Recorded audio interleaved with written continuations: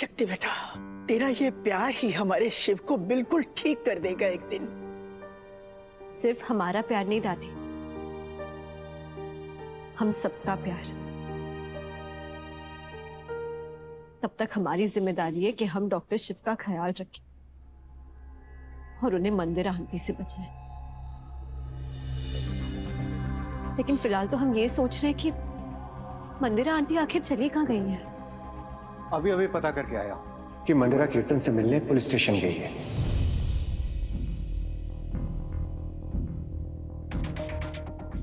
ऐसे बेटे को सजा मिलनी ही चाहिए। और ये कि मंदिरा आंटी उसे जेल में मिलने गई है। जब एक बेटा ऐसी हरकत करता है ना, तो गलती सिर्फ उसकी नहीं होती है, गलती उसके परिवार की होती है, उसकी परवरिश की होती है। जब फैमिली सही वैल्यूज नहीं दे सकती तो वो लड़कियों की वैल्यू नहीं कर पाता, अपनी पत्नी की वैल्यू नहीं कर पाता। आज सिर्फ कीर्तन जेल में नहीं है, आज मंदिरा आंटी की परवरिश जेल में है, उनका एक एक संस्कार जेल में है। और जितनी गलती कीर्तन की है ना, उतनी ही गलती मंदिरा आंटी की भी है। और सजा मंदिरा आंटी को भी मिलनी चाहिए। शक्ति, क्या सोच रही है तू? हम ये सोच रहे हैं कि मंदिरा आंटी और कीर्तन का काला चिट्टा हम दुनिया के सामने कैसे लेकर आए।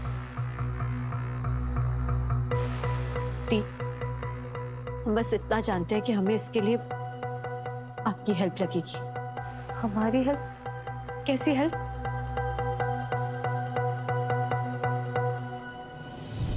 इतने बड़े कश्यप खानदान का बेटा और डोमेस्टिक वायलेंस के इल्जाम में जेल में, क्या ये बात सच है? बताइए मैम, इतने बड़े खानदान पे इतना बड़ा इल्जाम?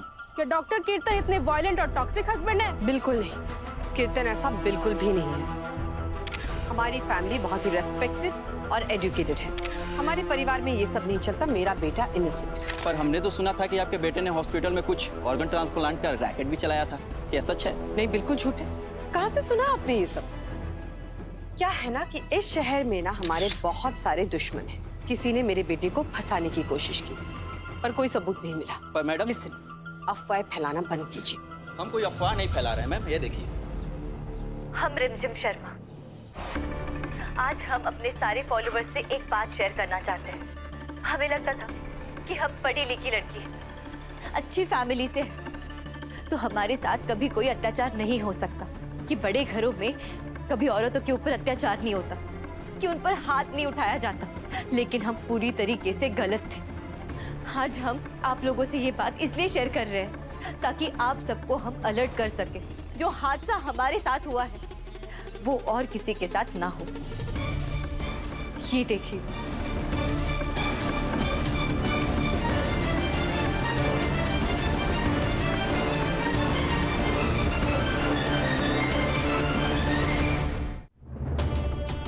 और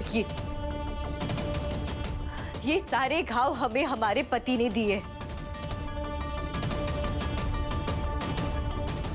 जी, हमारे पति ने, कीर्तन कश्यप ने।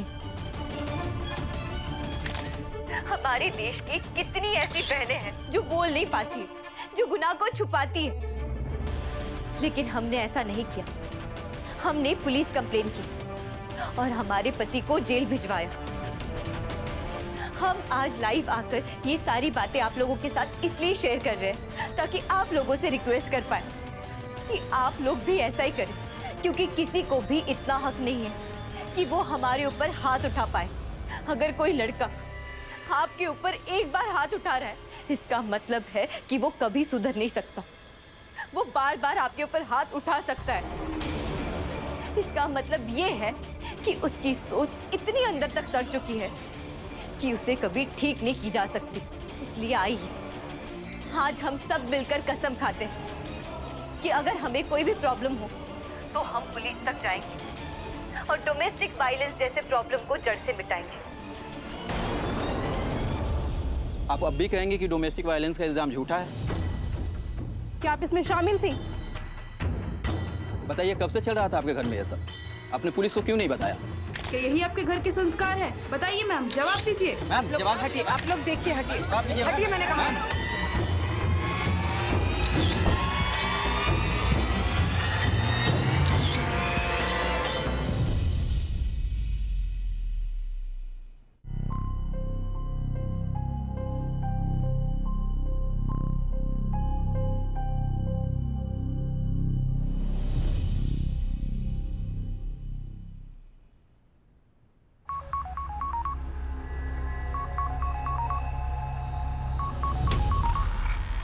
कैसी लगी? ज्यादा जोर से तो नहीं लगी ना? तकलीफ हुई? इससे कहीं ज्यादा तकलीफ आपने हमें और हमारे पूरे परिवार को पहुंचाई है और हमारे डॉक्टर शिव को पहुंचाई है।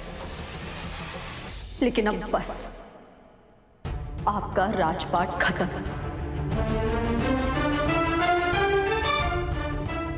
आपकी सरकार की टर्म खत्म।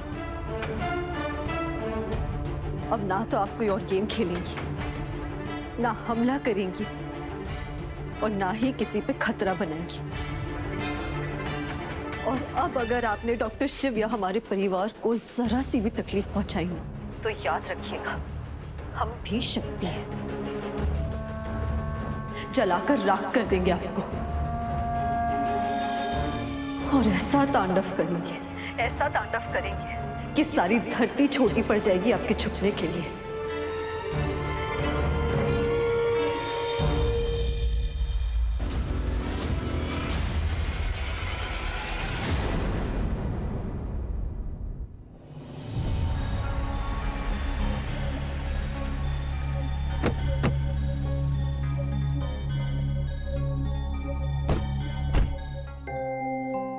थैंक यू कोयल जी, हमको घर तक लिफ्ट देने के लिए।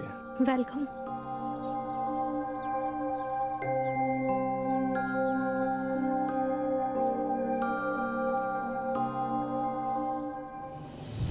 इसने तो हम लोग को लिफ्ट देकर हमारे घर छोड़ दिया। तुम्हारे बेटे का जो मैं लक्षण देख रहा हूं ना, ऐसा लग रहा है कि जैसे उसको जीवन भर का लिफ्ट देने वाला है और रास्ते में कहीं उतारेगा तो नहीं। अब तो ऐसा लगता है कि दोनों के जिंदगी की गाड़ी साथ ही चलेगी।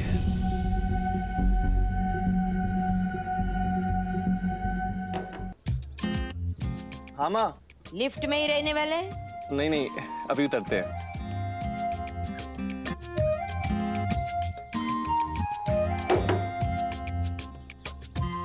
हाँ उतर रहे हैं।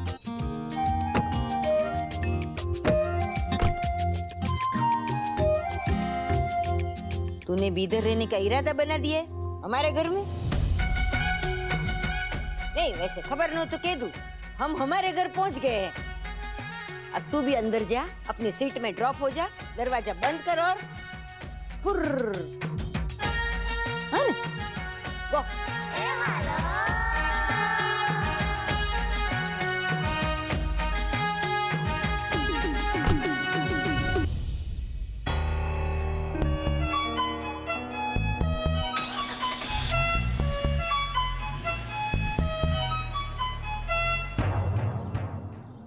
दादी अपना फोन दो ना, मुझे कार्टून देखना है। हाँ ये लो, देखो नहीं, नहीं। कार्तिक, हमने आपसे कहा था ना खाने का टाइम इज फैमिली टाइम, इसलिए नो मोबाइल। ओके। क्या आमरस बनाया है शक्ति? भाई वाह, मजा आ गया। थैंक यू दादी। हमारी सास बनाती थी आमरस, क्या गजब का आमरस बनाती थी। पूरा परिवार इंतजार करता था कि कब गर्मियां आए और कब उनके हाथ का आमरस खाने को मिले, है ना रघुनाथ? सही कह रही हो माँ, आमरस तो अम्मा बनाती थी, याद है? 3-3 दिन तक हम लोग खाते रहते थे। आज ये आमरस खा के अम्मा की याद आ गई। आमरस तो शक्ति की स्पेशलिटी। दादी जी आपको पता है, गर्मियों में ना हर दूसरे दिन हमारे घर में आमरस बनता था, और जब बनता था ना तो मोहल्ले में हर घर में जाता था, और धर्म भैया तो ऐसे आमरस पीते थे जैसे लाइफ में पहली बार और आखिरी बार मिला हो। अब वो देखो जैसे शिव पी रहे। दादी मेरी वाइफ कितनी अच्छी है ना। मेरा फिनिश हो रहा है, थोड़ा और दो ना। ये लीजिए डॉक्टर शिव, आराम से। वाह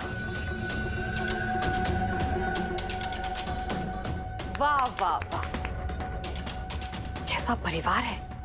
वहां मेरा बेटा जेल में है और यहाँ महाभोज चल रहा है। हाँ, किसी को कीर्तन की पड़ी नहीं है। मेरा बेटा जेल में है और किसी के चेहरे पे शिकन तक नहीं है। मुझे तो समझ में नहीं आ रहा है कि आमरस आपके गले के अंदर जा भी कैसे रहा है, जबकि मेरा बेटा वहां जेल में जेल की रोटी खा रहा है। कार्तिक,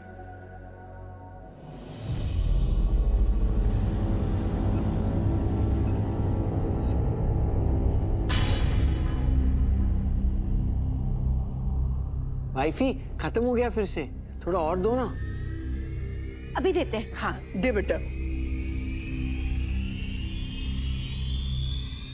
ठीक है। रघुनाथ, अच्छा लग रहा है ना? सबके कानों पे पर्दा पड़ गया है क्या? मैं क्या बोली सुनाई नहीं दे रहा है आप लोगों को? किसी को परवाह ही नहीं है कीर्तन की। किसी को चिंता ही नहीं है कि वो बेचारा क्या कर रहा होगा जेल में, कब वापस आएगा, वापस आ पाएगा भी या नहीं। माँ, बाकी सब तो ठीक है, पर आप, कीर्तन के लिए आपके दिल में जरा सा भी प्यार नहीं है। और भाई साहब,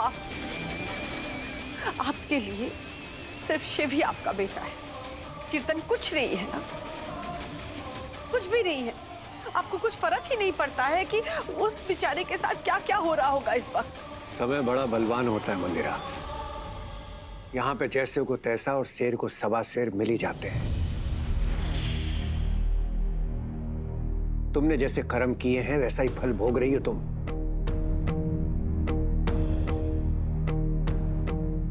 तुमने जो पाप किया है उसकी सजा साथ ही तुम्हारा बेटा भी भुगत रहा है जेल में।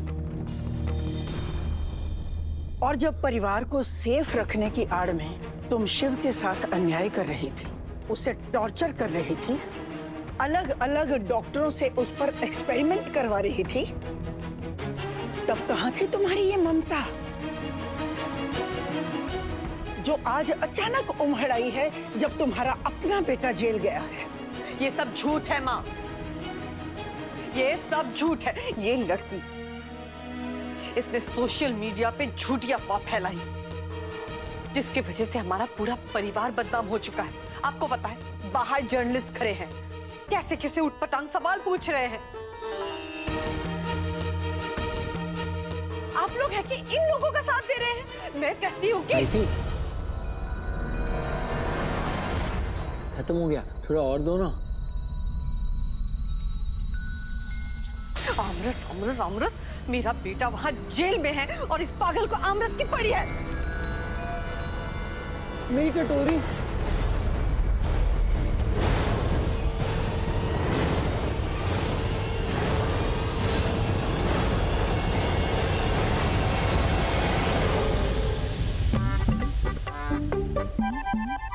ये बाय बाय थोड़ा ज्यादा नहीं हो रहा?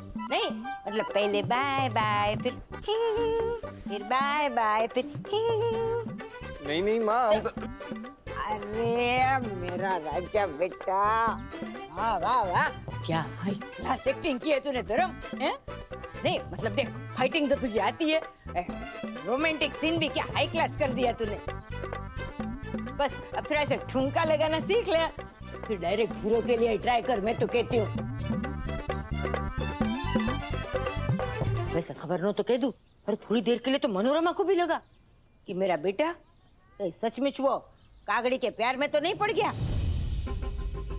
और फिर मैंने सोचा, हाँ ओ मनोरमा, बेटा तो तेरा है, भले ने डफोड़ है, डूबा है, दुनिया में बड़ी से बड़ी गलती कर सकता है, लेकिन ये कागड़ी के प्यार में कभी नहीं पड़ सकता, है ना?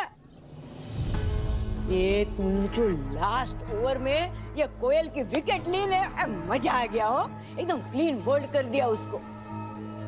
ये मंदिरा और मनोरमा के बीच में जो मैच चल रही है ना, उसमें जीतेगी तो हमारी टीम, और जब हमारी टीम जीतेगी ने तो मैन ऑफ द मैच तो तू ही होगा। हो सच है।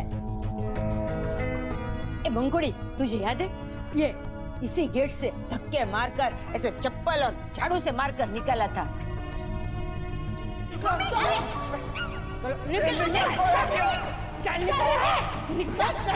निकल।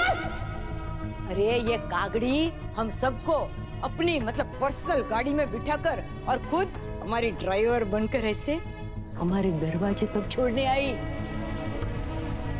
इसकी वजह से अरे तेरी मेरे बेटे तेरी हाय धर्म, तेरे तो चमक गए करम। ये मंदिरा और उसकी बेटी, उसको तो ऐसे देंगे जख्म ने कि नहीं सही कर पाएगा कोई भी मरम। तो एक नंबर की बेशरम, तो हम क्यों रखे शरम, है ना?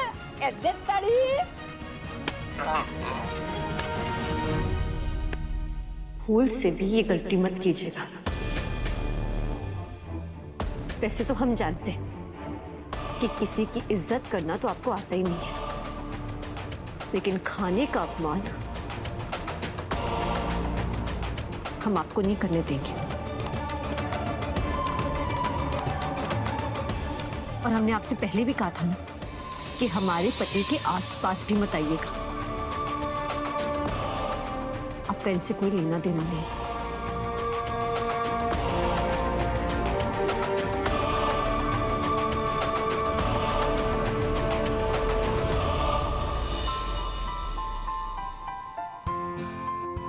फिनिश हो गया। एक सेकेंड, ये लीजिए।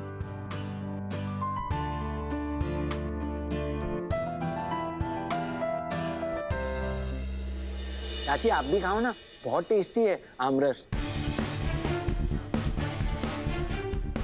बेटा तुम खाओ, चाची को कितना भी मीठा खिलाओ, चाची का मुंह मीठा नहीं हो पाएगा।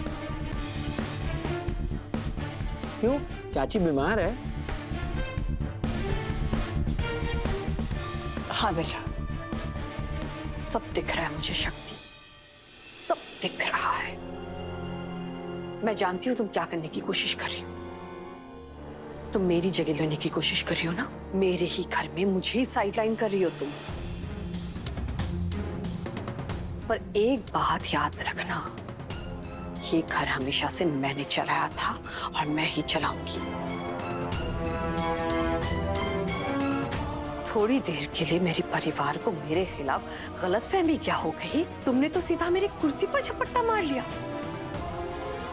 एक बात याद रखना, मेरी जगह कोई नहीं ले सकता।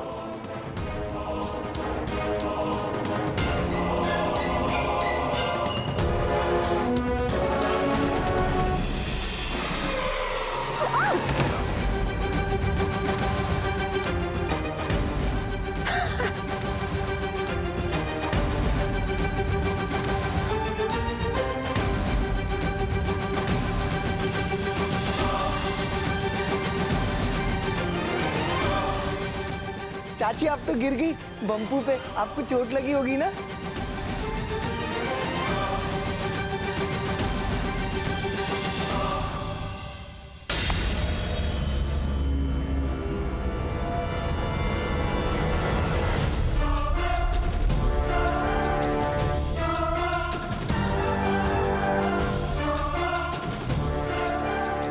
सोचना भी मत।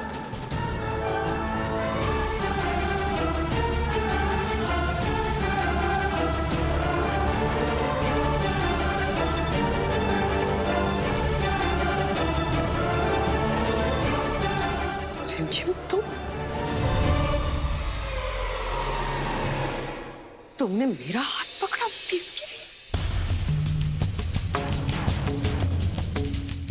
भूल गई कि अगर तुम इस घर में बहू बन के हो तो वो मेरी वजह से, कीर्तन से तुम्हारी शादी भी मेरी वजह से। ये शक्ति का तो चलो पति है, उसके इर्द गिर्द मंडराती है, मुझे उससे कोई लेना देना नहीं। पर तुम, ये पागल तुम्हारा लगता क्या है? हाँ भाई,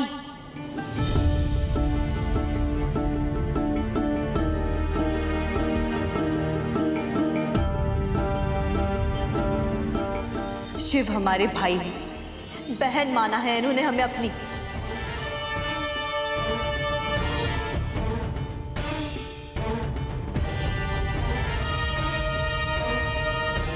देखो, इस वक्त तुम्हें लग रहा होगा कि कुछ भी नहीं हो सकता, कोई उम्मीद नहीं बची हुई है, लेकिन मैं तुमसे वादा करता हूं कि मैं ये शादी नहीं होने दूंगा। ये एक भाई का प्रॉमिस है तुम्हें।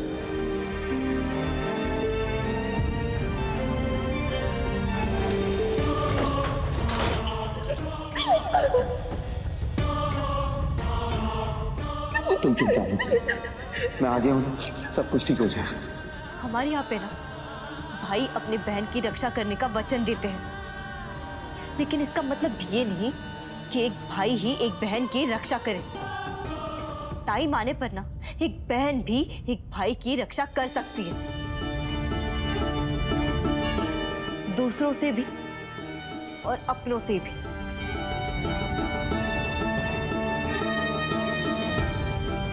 तो एक मिनट मंदिरा आंटी, हम जानते हैं कि आपको बड़े छोटे का कोई ख्याल नहीं, लेकिन हमें तो है ना। जरा रुकिए।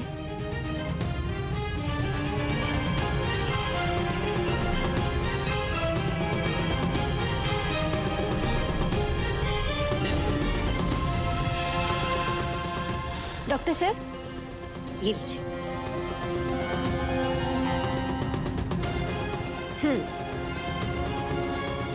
वाओ,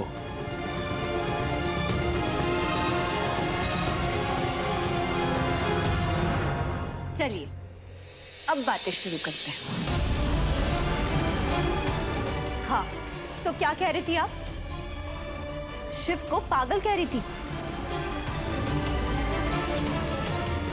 तो फिर आपका बेटा क्या है? ओह, आसमान से उतरे हुए देवता है ना? आपका बेटा तो एक नंबर का दरिंदा है। शिव को देख लीजिए, मेंटली इतना अनस्टेबल होने के बावजूद भी अपनी पत्नी का ख्याल रखता है, उसे प्यार करता है, सही गलत की समझ है उसमें। समझ ना होने के बावजूद भी एक पति पत्नी का रिश्ता वो अच्छे से समझता है। इसे कहते हैं पति, ना कि आपका बेटा। अरे आपका बेटा तो एक नंबर का ढोल है, ढोल।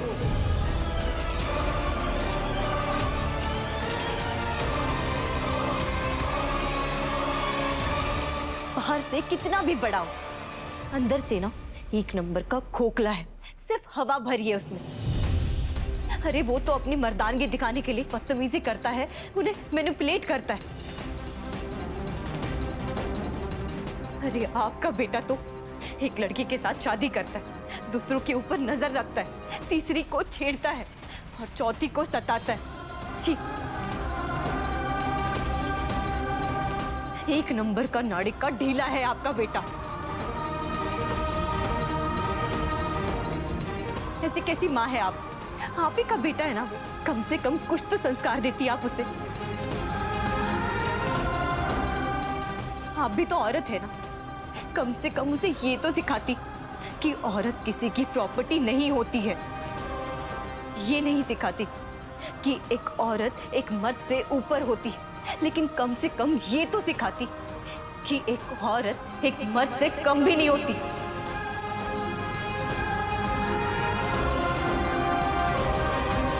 पर आप कैसे सिखाती? जब गोडाउन ही आपके जैसा है तो शोरूम तो ऐसा ही रहेगा ना।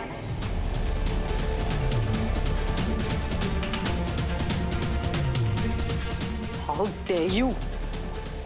तुम्हारी हिम्मत कैसे भी मुझसे ऐसी बात करने की? तुम्हें तो मैं, आप ना हमसे बात कीजिए।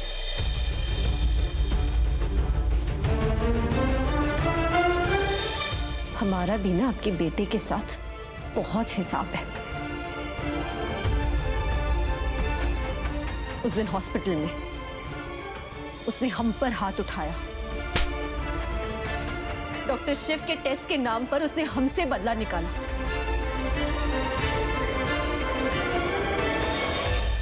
मुझे एक एक बदतमीजी याद है, एक एक थप्पड़ याद है। अब बदला मैं लूंगा। थप्पड़ पे थप्पड़ मारता रहा। अंकल प्लीज उन्हें मत मारिए, किसी को मारना अच्छी बात नहीं होती, प्लीज मत मारो उन्हें। लेकिन हमने कुछ नहीं कहा, क्योंकि हम भी यही चाहते थे कि प्रूव हो जाए कि डॉक्टर शिव कोई एक्टिंग नहीं कर रहे।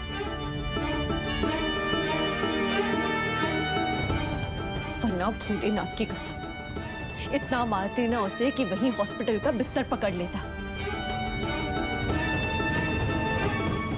इतना मारते कि आप अपने लाडले का चेहरा नहीं पहचान पाती। मेरे बेटे को मारती तुम? मेरे बेटे को मारोगी तुम? मुझसे क्या पूछ रही है आप? हमसे पूछिए ना, हम मारेंगे आपके बेटे को। और ऐसे मारेंगे ना, सिर्फ हाथ से नहीं, सैंडल से मारेंगे। और इतना मारेंगे कि मारते मारते सैंडल टूट जाएगी। और जब सैंडल टूट जाएगी ना, तो नई सैंडल उठाएंगे और फिर से मारेंगे। इतना मारेंगे ना कि एक औरत के ऊपर फिर से हाथ उठाने की हिम्मत नहीं होगी उसकी। एक औरत की इज्जत कैसे करते हैं ना, ये सिखाएंगे हम उसे। और सिर्फ सिखाएंगे नहीं, रिवीजन भी करवाएंगे, क्योंकि आपका बेटा यही डिजर्व करता है। देख रहे हैं आप लोग? माँ देख रही है आप? भाई साहब आपने सुना? ये दोनों लड़कियां मुझसे कैसे बात कर रहे हैं?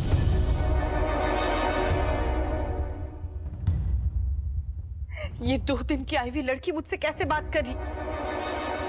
क्या मैं इस घर की बहू नहीं हूं? इतने सालों से मैंने इस घर को, इस परिवार को संभाल के रखा है, और कल की आई हुई ये दोनों लड़कियां मुझसे इतनी बदतमीजी से बात कर रहे हो। आप लोग कुछ भी नहीं कर रहे। यही इज्जत है इस घर में मेरी। शिव बेटा, तुम उधर मत देखो, आमरस खाओ।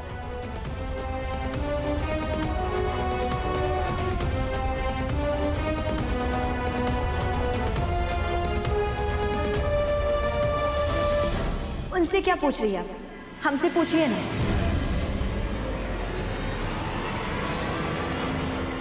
आपने हमसे कहा था ना कि आप हमें इस घर में बहू बनाकर लाई थी, तो फिर हमें आपके साइड होना चाहिए। तो इतने दिनों से यही तो कर रहे थे हम, एक अच्छी बहू की तरह आपकी हर बात मान रहे थे, आपकी हर सही गलत हर डिसीजन में आपका साथ देते थे। और आपने हमारे साथ क्या किया? आपने तो हमारा ब्रेन वॉश कर दिया। इतना ब्रेन वॉश किया कि हमें हमारे मम्मी पापा, हमारी बहन भैया सबके खिलाफ कर दिया। ये सब कुछ इसके झूठ का नतीजा है। जब से हमारी शादी हुई है ना, तब से लेके आज तक ये सिर्फ और सिर्फ हमारे पति के पीछे पड़ी है। आप सिर्फ और सिर्फ शक्ति की अच्छी चाची हैं। आप तो हमारी माँ कभी थी ही। लेकिन अब फिर भी कुछ नहीं कर पाई, क्योंकि हमारी दी ने अपने परिवार हमसे बहुत प्यार करती है। और खून के रिश्ते इतने कच्चे नहीं होते कि आप जैसा एक हवा का झोंका आया और रिश्ते को तोड़ गया। आपने हमारी दी को इतना भड़काने की कोशिश की, लेकिन अब हमारी आंखें खुल गई है। आपका खेल खत्म।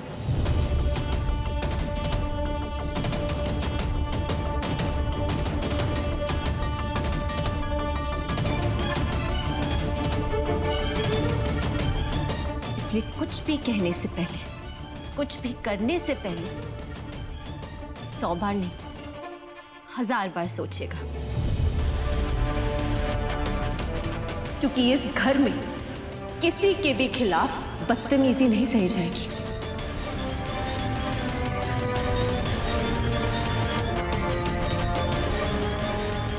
क्योंकि आपका असली चेहरा सबके सामने बाहर आ गया है।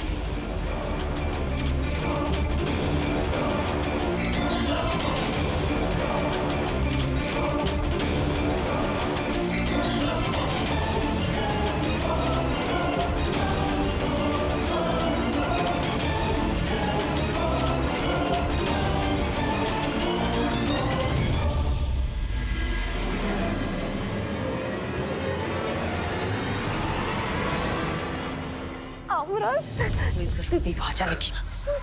ये दोनों लड़कियां आज ज्यादा ही उड़ रही है और साथ में बाकी सब भी। पर भाभी आमरस है। आपको तो पता है ना हमें आमरस कितना पसंद है। हमें ना यहीं से देखकर मुंह में पानी आ रहा है। और देखिए ना सब कितने खुश लग रहे हैं। हमें नहीं लगता कि कोई भी रूठ कर खाना छोड़कर जाएगा और हमारे लिए आमरस बचाएगा। और वैसे भी बड़े बुजुर्ग कह के गए हैं कि चाहे कितनी भी हो घर में लड़ाई, खाना खाना चाट चाट के कढ़ाई। तो खाने पे क्या नाराजगी? हाँ बेटा हमारे लिए भी एक कटोरी परोसो।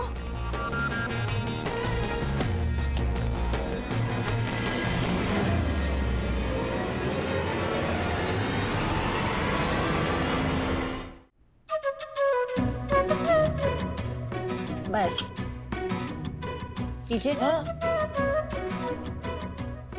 कार्तिक, ये आपने जो आमरस खाया ना, इसका तो कोई फायदा ही नहीं। क्यों मासी? क्योंकि खाने के टाइम पे आपका सारा फोकस मोबाइल पर था, खाने पे नहीं। तो इसके न्यूट्रिएंट्स भी नहीं मिले होंगे ना आपको। और ऊपर से ना तो आपने किसी से बात की, ना किसी का हालचाल पूछा। आज भले ही हमने आपको किसी वजह से फोन दिया, लेकिन आप तो ऐसे हर रोज टेबल पे फोन देखते हो ना। खाने के टाइम पे सिर्फ फैमिली टाइम, ओके? बड़ी फिर से खाना पड़ेगा। और नंदू भैया, ये रूल ना आप पे भी अप्लाई करता है महाराज। No mobile.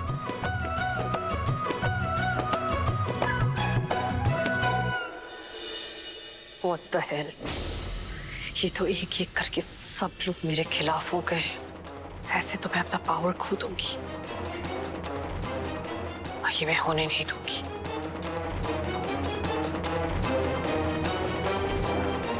कुछ भी करके मुझे इनके यूनिटी को तोड़ना होगा। सजा तो मिलेगी, हर एक को मिलेगी, एक एक को मिलेगी।